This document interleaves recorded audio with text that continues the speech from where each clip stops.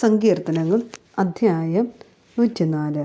സൃഷ്ടാവിന് കീർത്തനം പാടുവിൻ. എൻ്റെ ആത്മാവേ, കർത്താവിനെ വാഴ്ത്തുക.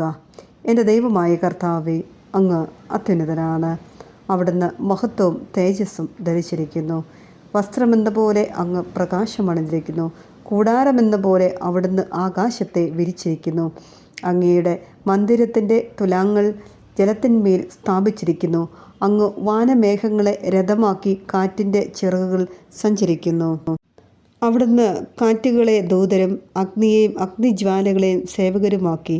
അവിടുന്ന് ഭൂമിയെ അതിൻ്റെ അടിസ്ഥാനത്തിന്മേൽ ഉറപ്പിച്ചു. അതൊരിക്കലും ഇളകുകയില്ല. അവിടുന്ന് വസ്ത്രം കൊണ്ടെന്ന പോലെ ആഴികൊണ്ട് അതിനെ ആവരണം ചെയ്തു. വെള്ളം പർവ്വതങ്ങൾക്ക് മീതെ നിന്നു.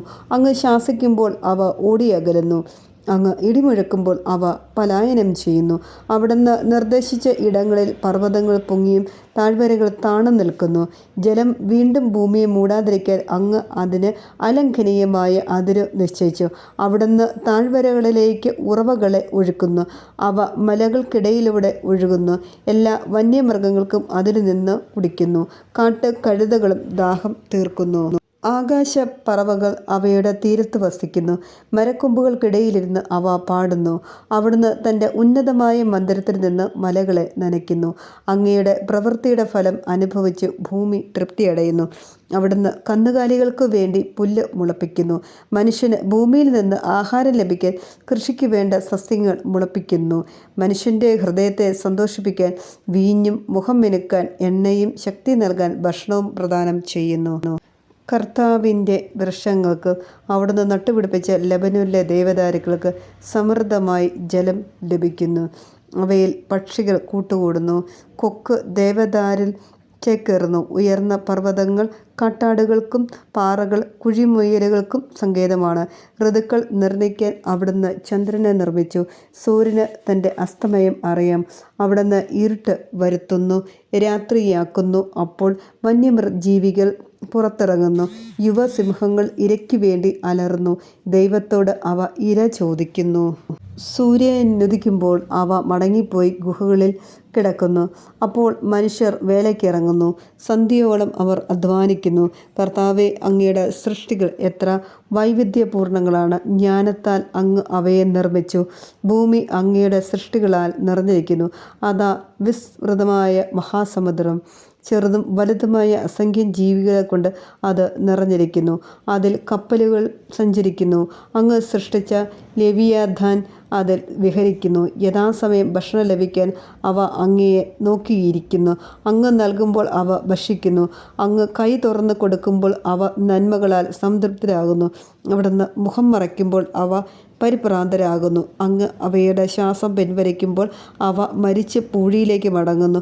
അങ്ങ് ജീവശ്വാസം വയ്ക്കുമ്പോൾ അവ സൃഷ്ടിക്കപ്പെടുന്നു. അങ്ങ് ഭൂമുഖം നവീകരിക്കുന്നു. കർത്താവിൻ്റെ മഹത്വം എന്നേക്കും നിലനിൽക്കട്ടെ. കർത്താവ് തൻ്റെ സൃഷ്ടികളിൽ ആനന്ദിക്കട്ടെ. അവിടുന്ന് നോക്കുമ്പോൾ ഭൂമി വിറകൊള്ളുന്നു. അവിടുന്ന് സ്പർശിക്കുമ്പോൾ പർവ്വതങ്ങൾ പുകയുന്നു. എൻ്റെ ജീവിതകാലം മുഴുവൻ ഞാൻ കർത്താവിനെ കീർത്തനം പാടും. ആയുഷ്കാലം അത്രയും ഞാൻ എൻ്റെ ദൈവത്തിന് പാടി സ്തുതിക്കും. എൻ്റെ ഈ ഗാനം അവിടത്തേക്ക് പ്രീതികരമാകട്ടെ. ഞാൻ കർത്താവിൽ ആനന്ദിക്കുന്നു. പാപികൾ ഭൂമിയിൽ നിന്ന് നിർമ്മാർജ്ജനം ചെയ്യപ്പെട്ടെ.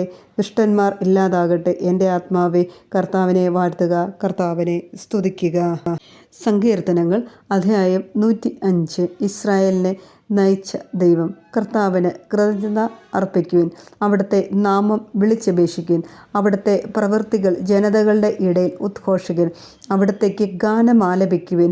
സ്തുതിഗീതങ്ങൾ ആലപിക്കുവിൻ. അവിടുത്തെ അത്ഭുതങ്ങൾ വർണ്ണിക്കുവിൻ. അവിടുത്തെ വിശുദ്ധ നാമത്തിൽ അഭിമാനം കൊള്ളുവിൻ. കർത്താവിനെ അന്വേഷിക്കുന്നവരുടെ ഹൃദയം ആഹ്ലാദിക്കട്ടെ. കർത്താവിനെയും അവിടുത്തെ ബലത്തെയും അന്വേഷിക്കുവിൻ.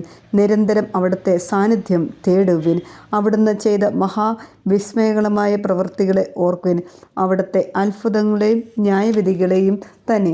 അവിടുത്തെ ദാസനായ അബ്രഹാത്തിൻ്റെ സന്തതികളെ, അവിടുത്തെ തെരഞ്ഞെടുത്ത കടപ്പെട്ടനായ യാക്കോബിൻ്റെ മക്കളെ ഓർക്കുവിൻ. അവിടെ നിന്നാണ് നമ്മുടെ ദൈവമായ കർത്താവ്. അവിടുത്തെ ന്യായവിധികൾ ഭൂമി മുഴുവനും ബാധകമാകുന്നു. അവിടുന്ന് തൻ്റെ ഉടമ്പടി എന്നേക്കും അനുസ്മരിക്കും. തൻ്റെ വാഗ്ദാനം തലമുറകൾ വരെയും ഓർമ്മിക്കും. അബ്രഹാത്തോടെ ചെയ്ത ഉടമ്പടി യിസ്ഹാക്കിന് ശബ്ദപൂർവ്വം നൽകിയ വാഗ്ദാനം തന്നെ. അവിടുന്ന് അത് യാക്കോബിന് ഒരു ചട്ടമായും ഇസ്രായേലിന് ശാശ്വതമായ ഉടമ്പടിയായും സ്ഥിരീകരിച്ചു. അവിടുന്ന് അരുളി ചെയ്തു, നിനക്ക് നിശ്ചയിച്ച ഓഹരിയായി ഞാൻ കാനാൻ ദേശം നൽകും. അന്ന് അവർ എണ്ണത്തിൽ കുറഞ്ഞവരും നിസ്സഹായരും അവിടെ പരദേശികളും ആയിരുന്നു. അവർ ജനതകളുടെയും രാജ്യങ്ങളുടെയും ഇടയിൽ അളിഞ്ഞു നടന്നു. ആരും അവരെ പിടിപ്പിക്കാൻ അവിടുന്ന് സമ്മതിച്ചില്ല. അവരെ പ്രതി അവിടുന്ന് രാജാക്കന്മാരെ ശാസിച്ചു. എൻ്റെ അഭിഷിക്തരെ തൊട്ടുപോകരുത്, എൻ്റെ പ്രവാചകർക്ക് ഒരു ഉപദ്രവം ചെയ്യരുത് എന്ന് അവിടുന്ന് ആജ്ഞാപിച്ചു. അവിടുന്ന് നാട്ടിൽ ക്ഷാമം വരുത്തുകയും അപ്പമാകുന്ന താങ്ങു തകർത്ത് കളയുകയും ചെയ്തു. അപ്പോൾ അവർക്ക് മുൻപായി അവിടുന്ന് ഒരുവനെ അയച്ചു. അടിമയായി വിൽക്കപ്പെട്ട ജോസഫിനെ തന്നെ. അവൻ്റെ കാലുകൾ വിലങ്ങുകൊണ്ട് മുറിഞ്ഞു, അവൻ്റെ കഴുത്തിൽ ഇരുമ്പ് പട്ട മുറുകി. അവൻ പ്രവചിച്ചത് സംഭവിക്കുവോളം കർത്താവിൻ്റെ വചനം അവനെ പരീക്ഷിച്ചു. രാജാവും അവനെ ആളയച്ച് വിടുവിച്ചു. ജനതകളുടെ അധിപൻ അവനെ സ്വതന്ത്രനാക്കി. തൻ്റെ ഭവനത്തിൻ്റെ നാഥനും തൻ്റെ സമ്പത്തിന് ഭരണാധികാരിയുമായി അവനെ നിയമിച്ചു. തൻ്റെ പ്രഭുക്കന്മാർക്ക് ഉചിതമായി ശിക്ഷണം നൽകാനും തൻ്റെ ശ്രേഷ്ഠന്മാർക്ക് ജ്ഞാനം ഉപദേശിക്കാനും അവനെ നിയോഗിച്ചു. അപ്പോൾ ഇസ്രായേൽ ഈജിപ്തിലേക്ക് വന്നു. യാക്കോബ് ഹാമിൻ്റെ ദേശത്ത് ചെന്ന് പാർത്തു.